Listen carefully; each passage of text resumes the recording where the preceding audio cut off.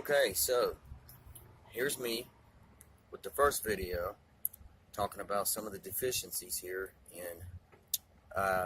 fighting this drug crisis we have going on in West Virginia. First and foremost, people are scared to come into treatment. Let me explain why. There's a science behind opiate addiction, man. You get sick, terribly sick, because you don't have your fix. Okay? The body produces endorphins, they're natural painkillers. Without endorphins, your body would hurt constantly just from normal processes. Alright? Once you take in artificial endorphins, your body recognizes that and it stops producing its own according to how much you're taking in. Now, when you reach like a massive dose, like, injecting heroin every single day, your body makes zero endorphins.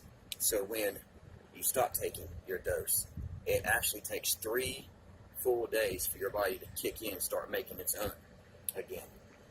It's a terribly painful process, and even doctors will tell you that withdrawal can't kill you. Let me tell you, it can. I've had 2 friends die from withdrawal. One of them laid up in the regional. It's not a pretty death, I know, because I've been on the verge of dying, I'm sure, a couple of different times. I'd say that if you would offer a safe and comfortable medical detox to a lot of people, or to everybody, I'd say about 85% of long-term opiate users, they'd come and give recovery a try. Me personally, I was several years hating what I was doing, but I couldn't quit. I wasn't able to. I tried several times. I'd lay it down. I'd be like, this is it. Put my foot down. I'm done with this life. It's killing me. It's destroying me. And I'd make it a couple of days, but boy, at the end of day 2, halfway into day 3, I had to get up and get well. I couldn't take it no more. I believe even, your mind, your body will drive you from an instinctual level to get well, because it's hell, And everywhere else in the country, they've got these places where you can go get a safe and comfortable medical detox. And all these people who have never been through it, they say, well, if they really wanted to quit, they would. That's bull. You people have no idea or no compassion. Yeah, we became addicts because of choices we made. Addiction is a choice, not a disease, everybody says. Yeah, everybody makes that choice to start using drugs, But where the genetics and where the disease comes into play is,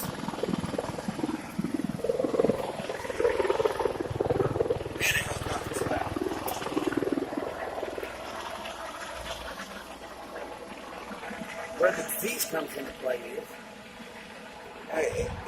it takes over. Some people have a propensity to become addicts. Some people use drugs recreationally their whole life and don't ever get addicted. Bully for them. Yay. I'm happy for it. But, after a certain point, it's no longer a choice, man.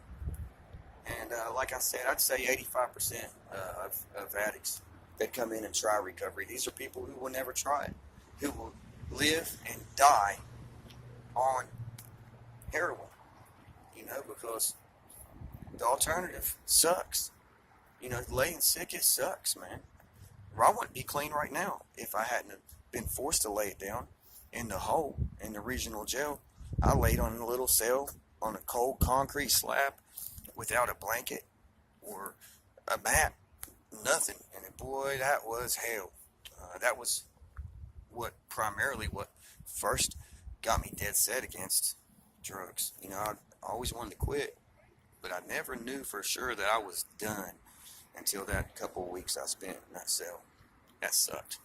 But anyway, the point is we need medical detoxes. Now, you think we can arrest our way out of the problem?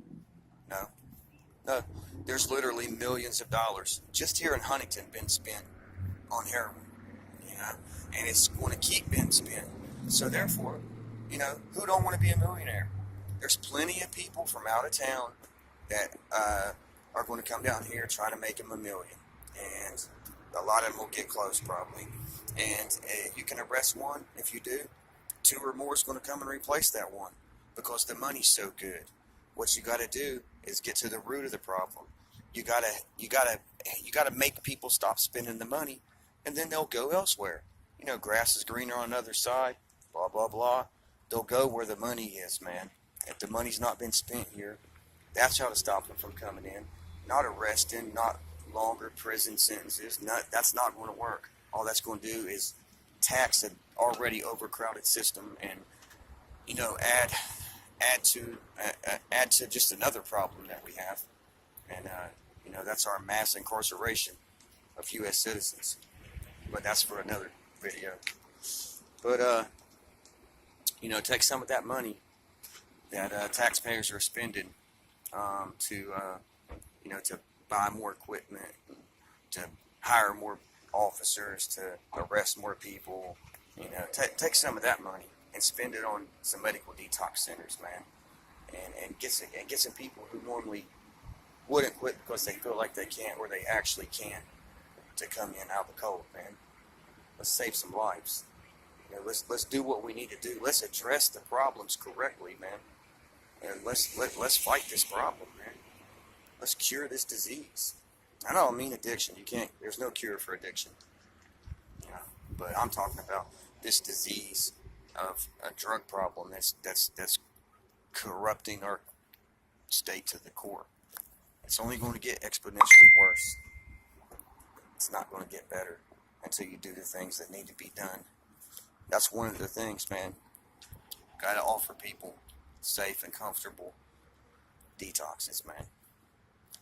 Be surprised at the results.